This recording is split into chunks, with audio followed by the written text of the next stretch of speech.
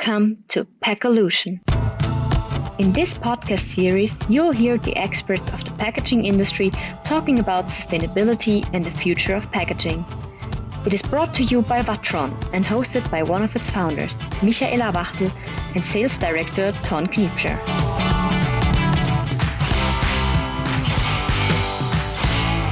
Welcome to the first episode of the podcast Packolution.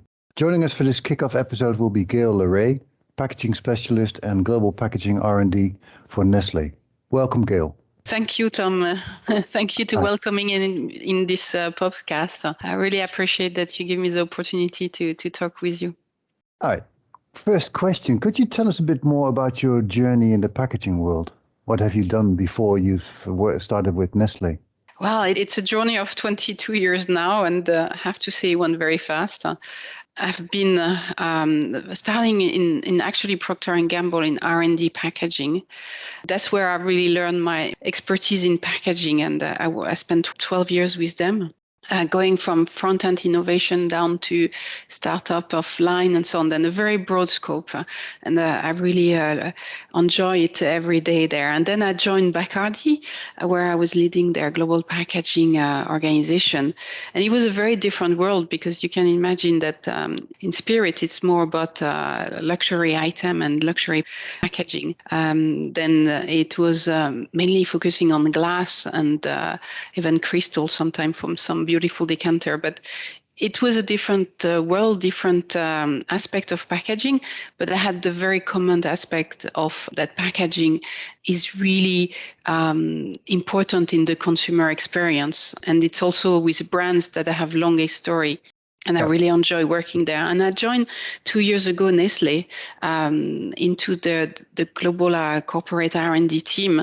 And it's really about the sustainability journey. And it's a great time to be in packaging world those days because we have a true challenge on our hand. And I'm very glad to have joined this team here at Nestlé. Yeah, I can imagine that. Yeah.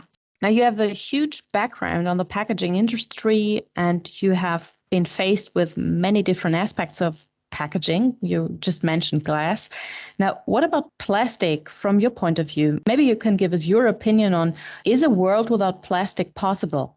Well, I mean, they have been created more than 100 years ago, and they have been part of our life since then, everywhere, from the car to the computer to even some in product like paint, for example, and of course packaging.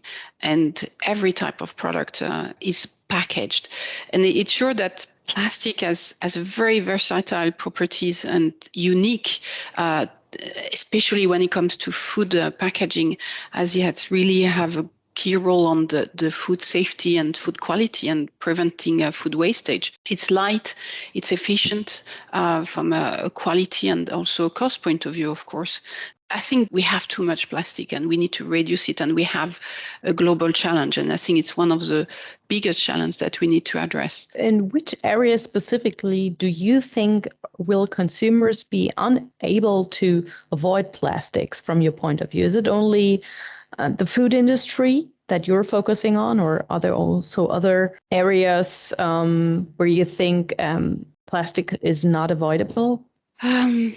For most parts, you can, of course, switch plastic to other material, but they have other consequences on CO2 emission, on weight to transport, on durability.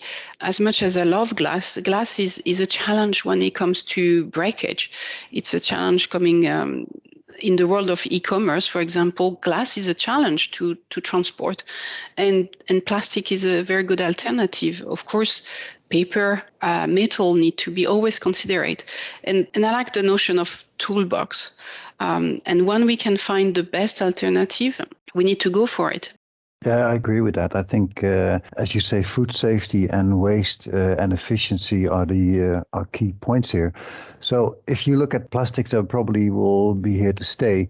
How do we need to handle plastics as consumers, both and as manufacturers? How do we need to handle it? Well, I think we need to all apply the simple principle first, reduce it and optimize as much as you can, avoid any headspace that's not required.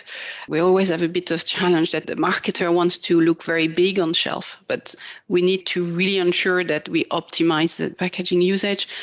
We need to simplify, especially in plastic. We need to ensure that we don't have mixed material, mixed plastic, which make them not recyclable.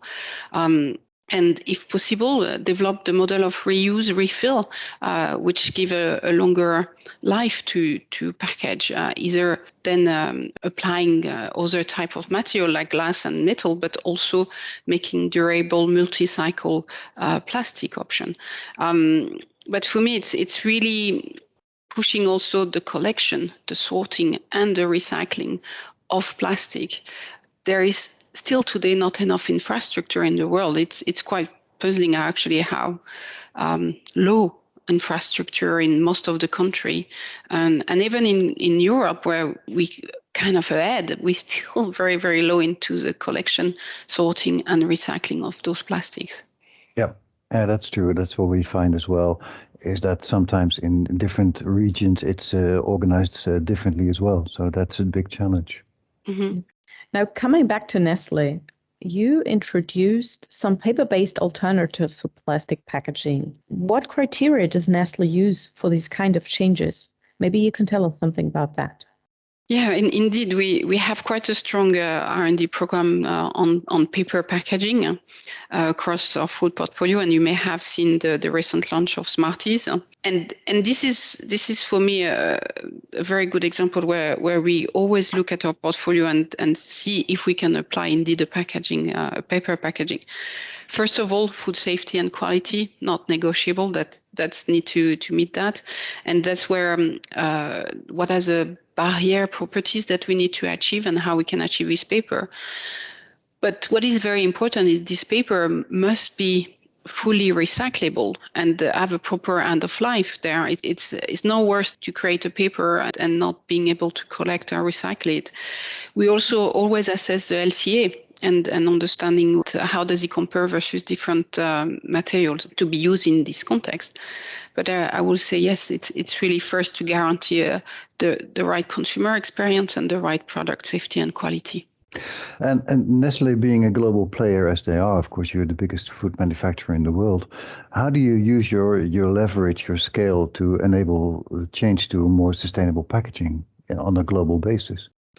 Indeed, being the largest food company in the world make you very, I would say, visible and important, and has to be the leader and really driving the change. And this is why there has been multiple commitment over the past 2 years, which the first one was to make 100% of our packaging recyclable or reusable by 2025. But also we added to it a reduction by 1/3 of the usage of virgin plastic over the same period. As well, it's beyond just packaging. It's also the whole aspect of sustainability. And I'm sure you have seen the different publication of Nestlé around the net zero emission by 2050, and also on the agricultural regenerative. And Nestlé look at it on to really, I will call it a 360 sustainability approach, and packaging, of course, a very key element there. And we have a strong R&D program. Nestlé has created the Nestlé Institute of Packaging Science in 2019, and have equipped itself with really capability to drive that and to develop that, and with very strong partnership with the industry, with startups, with university, to really push that. We also have a pillar on advocacy and promoting and sponsoring infrastructure development, and also advocacy with regulatory and legislation. And there is, of course, a key role in the consumer education, which is essential. And that's really how Nestlé look at it from end to end and across the value chain. Yeah, I think that's an important approach. Yeah, correct. You just mentioned the word toolbox, that you like using, working with toolboxes or thinking in toolboxes. What are the parts of your toolbox in the fight against plastic waste? First, I will go back to reduce. Of course, that's the first step on a toolbox to develop technology that enable use less plastic and for example, on flexible plastic when it comes to sealing, when it comes to foaming, when it comes to packing and so on. It's very important that we have technology platform that optimize the usage of package. And I'm talking across all the type of material. We work also on reducing the uses of glass and metal because we have a very broad range of package across the portfolio. The second thing is really about optimizing the shape when it comes to palletization, and that's another toolbox for us, is really thinking about the optimization of our supply chain. It's about the material itself and how do we improve the performance of material, especially on paper. That's for us a key tool. And of course, we're looking at this refill reuse approach, and we do a lot of pilot across the world onto how do we bring this circularity. We work a lot on also on understanding how can we integrate recycled content in our plastic, especially. Of course, PET is a very well-established recycling stream for food grade. Today, we still face a lot of challenge on polyolefin food grade content, and that's one of the things that we're working closely also to understand what we can do, how do we assess that. We do a lot of work as well, and that's one of the key pillars of the Nestlé Institute of Packaging Sciences on food safety of all the new materials and how do they ensure that's going to be fully food safe.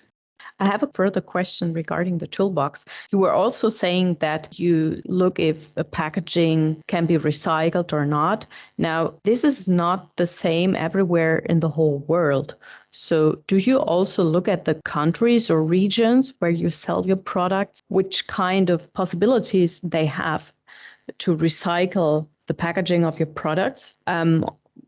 I hope you understand what I mean. So you look, you want to sell a product at a region and you want to package it. And do you look at the regional specifics? Okay, can they recycle? Maybe they cannot recycle. Then we use a different material, or maybe recycling doesn't work very well in this region. So we rather take something that maybe is compostable or something, or in this region it's really hot, so we have to take more care about the product itself. So are these things considered when you look at specific packaging options for your products? Yes, we do. We have at each market, we have packaging champion that help us to really understand and also regulatory people to really understand the frame in which we operate. And that's a good example where paper is more broadly recycled. And this is one of the reasons why in some product area, we look at paper as an option, because there is more infrastructure. We also look at where it should be in the near future, because if you look at today, it might be very different than in 5 years from now. And that's also how we look at it. And we have a lot of discussion with local regulatory and governmental people to understand how do they look at their investment, how they plan to develop their infrastructure.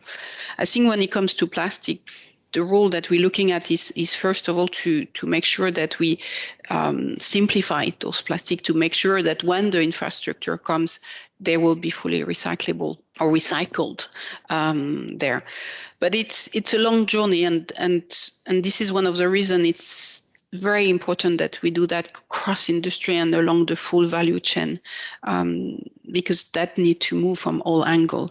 For me, on the recycling side, there is still a lot of technical development that need to happen, and also to find a way to make it sustainable in the sense financially sustainable, and that the pump is making work more and more, and there is more and more demand for recycling, for plastic to feed the recycling stream, but also output for just recycled plastic there. Yeah, for me, it's a journey, and we need to be always very close and watching what's happening to have the right usage of our toolbox. Yeah, I think what also plays a role there is that the packaging needs to be fit for purpose. You cannot have a packaging with a shelf life of 2 years when it's consumed within 2 months. Indeed, our friends from supply chain are also part of the equation, and they're working on that. Indeed, after you still need to look at the situation of the climate, the supply chain. It's not the same when you supply in Europe and you have maybe a shorter distance or condition that are milder than when you are in tropical condition or very scattered supply chain. Then again, it's fit for purpose, as you say. It's a toolbox. It's fitting what is the best and makes sense. I don't believe in a unique solution. I believe in a portfolio of solution and the fit for purpose. Yeah, I agree with that. But if you look at the toolbox again, and you would, let's say, focus on one particular geography or maybe multiple, what is missing, in your opinion, in that toolbox at the moment? I think it's the infrastructure for collection and sorting, recycling. And then, of course, we need to ensure that our packaging are designed for it. And then that's what we're working every day. And then we also need to continue educating the consumer about the behavior and the notion that it's super important to have the right behavior then when it comes to litter, because it's still a big challenge. And I would say it's a global challenge. I will not point to any country specifically, but we still see a lot of packaging left where people picnic and where it's still there. Yeah, every time I see something like that, I'm always amazed. But that's what it is. But you say the infrastructure. You can, of course, as a global player, you can influence and you can educate the consumers to a certain extent. But can you also influence the authorities and the governments to implement more infrastructure? Is that something you see a role for Nestlé in, or? There is, Nestlé has made, when we announced the reduction of virgin resin, there was also a financial commitment to support the industry and to pay, of course, a premium over the recycled plastic to create the pump, because Nestlé is totally conscious that the economy need to, it's like an engine. You need to start up, and when you run full gear, it's working very well, but you need to put this help at the beginning. Then there was also financial commitment at this level. There is a lot of discussion, of course, to ensure that the infrastructure, the government, the legislation, the regulatory is going along this discussion and those direction. Nestlé will not being the full value chain itself. We are a big player into it, and this is why it's important to have partnership from really the front end of technology to develop our packaging the best way, down to really the infrastructure, collection, education, and so on. But it has to be a network. It has to be a collaboration. Actually, partnerships are a good keyword for the next question that we had. We wanted to know from you, what role do startups play for Nestlé? Do you cooperate a lot with startups? Are they important, and in which sense for you? Maybe you can tell us something about your experiences and partnerships with startups in general. I think they have a very important role to play, because they are very often what I call the disruptor in the thinking, in the approach, whereas maybe more classical, I will call it classical suppliers or partner may approach it more into the same way that Nestlé. I will not say that it's, we have collaboration across a lot of players, across industry, university, but startup is definitely something that we focus more and more. And I think yourself as a veteran, you have seen the different challenge and the touch point that we try to create with those startups. And we have also what we call an accelerator within Nestlé that has been developed further into the organization to create, I would say, a more unique frame to work with startup, where we have an idea and in 6 months we can go from idea to test market or store check or stores test to really go quicker on evaluating and changing the way we do things. But at the same time, Nestlé can bring a lot of knowledge, expertise, support frame for a startup, and we really want to encourage startups startup to reach out to us, but also for us to open the door to have strong collaboration. And I think Vatron is a very good example onto how that we have collaborated for the past, I would say, close to 2 years, because the first time that Nestlé met Vatron was into what we call a mass challenge, and that was the first discussion. And then we did some trials, and now we can see the acceleration and how the technology really playing a important role in our flexible portfolio. And we're still in the trial, but it's very exciting how we progress and how fast we have been learning in partnership with Vatron. Then for me, definitely it's part of, again, the toolbox of things that we need to leverage and nurture to ensure that we can accelerate. We see a lot of startup on the material side. And this is where the Institute of Packaging Science help a lot and support a lot in evaluating those materials.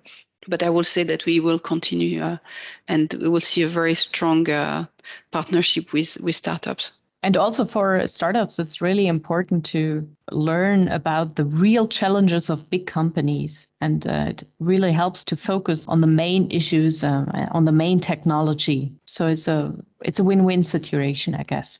Mm-hmm. The thing that is always a challenge, I see, is that it's to grow and continue to grow as a startup. And there is a critical scale where you're small, very agile, you can do quick decision. But then when you start to enter in the world of company like Nestlé, you need to be able to operate on a bigger scale. And that's where Nestlé, we have created different setup on the way to manage the relationship with startup and with company that grow. And that's also something that we think differently than maybe a few years ago. But there has been a lot of startup. From a food side point of view, Nestlé has a long history of on this world. On packaging, I would say it's more new, and we're still growing on this side. Wow, that's very interesting. Well, thank you very much, Gaelle, for your thoughts and your insights and putting some color on some of the questions we had.